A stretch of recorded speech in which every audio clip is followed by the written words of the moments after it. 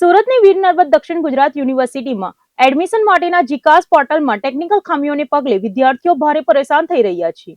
આ ગંભીર મુદ્દે આજે એનએસયુઆઈ દ્વારા યુનિવર્સિટી કેમ્પસ ખાતે આક્રમક વિરોધ પ્રદર્શન કરવામાં આવ્યું હતું। ગુજરાત સરકાર દ્વારા રાજ્યની તમામ યુનિવર્સિટીઓમાં એડમિશન માટે શરૂ કરાયેલ જીકાસ પોર્ટલ હાલ વિદ્યાર્થીઓ માટે માથાનો દુખાવો બની ગયું છે। સુરતની નર્મદ યુનિવર્સિટી સંલગ્ન કોલેજમાં પ્રવેશ મેળવવા ઈચ્છતા હજારો વિદ્યાર્થીઓ છેલ્લા કેટલાક દિવસોથી પોર્ટલની ઓનલાઈન ખામીઓનો સામનો કરી રહ્યા છે। વિદ્યાર્થીઓની આ વાજબી મુશ્કેલીઓ મુદ્દે આજે સુરત શહેર એનએસયુઆઈની ટીમ મેદાને ઉતરી હતી અને યુનિવર્સિટી પ્રશાસન સામે આક્રમક વલણ અપનાવ્યું હતું। એનએસયુઆઈના કાર્યકર્તાઓ અને વિદ્યાર્થી નેતાઓ મોટી સંખ્યામાં એકત્રિત થઈને કુલપતિની કચેરીએ પહોંચ્યા હતા, જ્યાં તેમણે કુલપતિને રૂબરૂ મળીને આવેદનપત્ર પાઠવ્યું હતું અને ઉગ્ર રજૂઆત કરી હતી। એનએસયુઆઈ દ્વારા રજૂઆત કરવામાં આવી હતી કે જીકાસ પોર્ટલ પર ઓનલાઈન ફોર્મ ભરતી વખતે વિદ્યાર્થીઓને લોગિન કરવામાં અને જરૂરી ડોક્યુમેન્ટ અપલોડ કરવામાં ભારે મુશ્કેલીઓ પડી રહી છે। સર્વર ડાઉન રહેવાના કારણે ફોર્મ સબમિટ થવામાં કલાકોનો સમય બગડી રહ્યો છે। આ ઉપરાંત જે વિદ્યાર્થીઓએ ઉતાવળમાં કે ટેકનિકલ એરરના કારણે ફોર્મ સબમિટ કરી દીધું છે તેમને પોતાની વિગતો સુધારવા માટે પોર્ટલ પર ફોર્મ એડિટ કરવાનો ઓપ્શન આપવામાં આવે તેવી પણ જોરદાર માંગ કરવામાં આવી છે। વિદ્યાર્થીઓની મૂંઝવણ દૂર કરવા માટે યુનિવર્સિટી અને કોલેજો ખાતે શરૂ કરાયેલા હેલ્પ સેન્ટરો માત્ર નામના સાબિત થઈ રહ્યા હોય આ હેલ્પ સેન્ટરોને વધુ સક્રિય અને અસરકારક બનાવવાની પણ રજૂઆત કરાઈ છે। મહત્વની વાત તો એ છે કે પોર્ટલ સરખી રીતે ચાલતું ન હોવાથી હજુ પણ હજારો વિદ્યાર્થીઓ ઓનલાઈન રજીસ્ટ્રેશન કરાવવાથી વંચિત રહી ગયા છે। આ પરિસ્થિતિને ધ્યાનમાં રાખીને પ્રવેશ પ્રક્રિયા માટે ફોર્મ ભરવાની છેલ્લી તારીખમાં યોગ્ય વધારો કરવામાં આવે જેથી કોઈ પણ વિદ્યાર્થી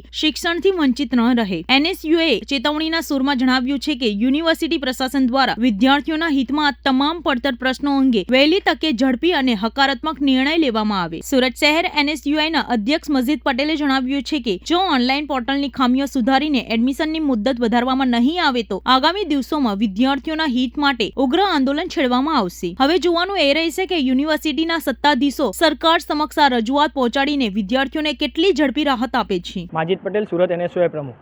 હાલમાં જે રીતે પ્રવેશ પ્રક્રિયા ચાલી રહી છે, જેમાં જીકાસ પોર્ટલમાં જે પ્રવેશ પ્રક્રિયા છે તેમાં વિદ્યાર્થીઓને ઘણી બધી સમસ્યાઓનો સામનો કરવો પડી રહ્યો છે, જેમ કે ટેકનિકલ ઇસ્યુ આવી રહ્યા છે, ઓટીપી આવતું નથી, લોગિન થતું નથી, સબ્જેક્ટ સિલેક્ટ કરવાના નથી આવતા, કોર્સ સિલેક્ટ કરવાનો નથી આવતો, વારંવાર લોગિન કરવું પડી રહ્યું છે, અપલોડ ડોક્યુમેન્ટ કરીએ છીએ તો ફરીથી અપલોડ કરવાના ડોક્યુમેન્ટ માંગે છે। એવી તમામ સમસ્યાઓ વારંવાર વિદ્યાર્થીઓને સામનો કરવો પડી રહ્યો છે। તેને લઈને આજરોજ સુરત એનએસયુઆઈ દ્વારા વીએનએસયુ ખાતે વિરોધ પ્રદર્શન કરવામાં આવ્યું હતું અને કુલપતિશ્રીને આવેદનપત્ર આપવામાં આવ્યું હતું।